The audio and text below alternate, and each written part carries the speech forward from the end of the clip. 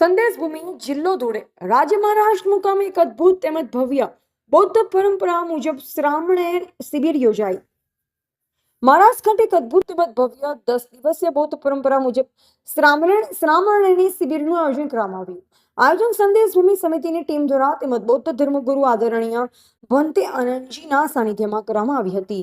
આ શિબિરમાં કુલ 24 લોકોએ ભાગ લીધો। આ તમામ 24 લોકોને બૌદ્ધ પરંપરા મુજબ 10 દિવસ માટે કેસ કંપન સંસ્કાર સહિત ચીવર પહેરી બૌદ્ધ સંસ્કૃતિનું આદરણીય ભંતે દ્વારા પ્રશિક્ષણ આપવામાં આવેલ।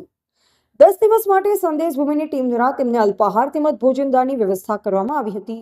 આ શિબિર માટે અમદાવાદ ગુજરાતથી માનનીય આયુષ્માન સિંહલ બૌદ્ધ ધર્મ જીકે જેઓ મહાગુજરાત બૌદ્ધ ધર્મના સંસ્થાપક સંચાલક છે, તેઓને વિશેષ અતિથિ તરીકે આમંત્રણ આપવામાં આવેલ। શિબિરના સમાપન સમયે આયુ બોધિ ધર્મ જીએ એક અદ્ભુત તેમજ ઐતિહાસિક વક્તવ્ય આપેલ।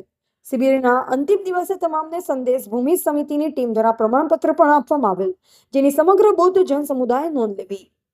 Bureau report DD news 24 Maharashtra.